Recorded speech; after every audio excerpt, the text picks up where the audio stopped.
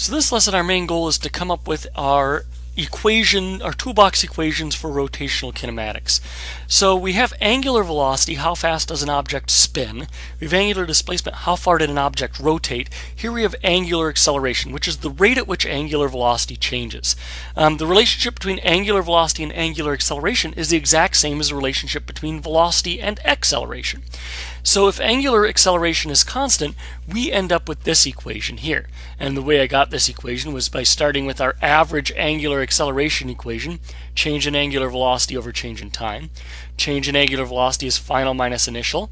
And if this number is the same, you can multiply time, get alpha t, add the initial, and you get final is equal to initial plus acceleration times time.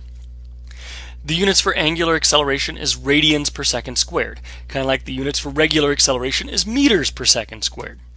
So let's do a quick example problem. Here we have a flywheel that begins at rest and accelerates with a uniform acceleration of 200 radians per second squared for 3.7 seconds. And I want to know what is the angular velocity and how far does the flywheel rotate during the 3.7 seconds. So some things that I know at rest omega 0 is 0. Let's see if I don't actually signify those out, but I know my initial angular velocity is 0. I know angular acceleration is 200 and the time is 3.7 seconds. So if I plug that in, I know this number is 0. Plug in alpha and t. The final angular velocity is 740 radians per second.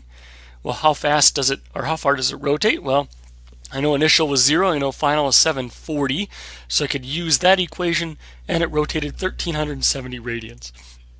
Now, if I wanted to figure out how many times it rotated around, I could divide that by 2 pi to figure out the number of rotations it's made. So if angular acceleration is constant, we know these two equations hold true. You can take some time on your own to actually show that the other two equations are also true. The easiest way to do that is to take this and substitute it in right there, and you end up with this equation. And the easiest way to end up with this equation is to usually take this one and solve it for time, and then this one solve for time, substituted back in here, and you end up with that equation. Thing to point out is that these four look very much like the toolbox for regular kinematics. Final velocity is equal to initial velocity plus acceleration times time. Displacement equals final plus initial velocity over 2 times time. Displacement equals initial velocity times time plus 1/2 acceleration times squared, or final velocity squared equals initial velocity squared plus 2 times acceleration times displacement. They're really the same four equations, just dealing with angular variables rather than linear variables. So here we go, the same set of four equations in kinematics that we got in September look very, very similar to the same four equations that we get dealing with rotational kinematics. So another quick example problem, we have a wheel initially rotating at 3 radians per second, begins rolling down a hill with a constant angular acceleration, and this is after 6 seconds the wheel is rotating at an angular velocity of 25 radians per second. And it wants to know both what is the angular acceleration of the wheel, but how far in radians is the wheel rotated. So here are the known things that I know. I know initial angular velocity, final angular velocity, and time. I need to find acceleration and displacement. I know that I can find acceleration from these three variables using this equation. Subtract initial velocity, divide by time, and there we go. And so it looks like the angular acceleration is 3.67 radians per second squared. We can do the same thing with theta. Plug in the known values and get 84 radians. Now it is worth pointing out that you could calculate a negative angular acceleration or a negative angular velocity.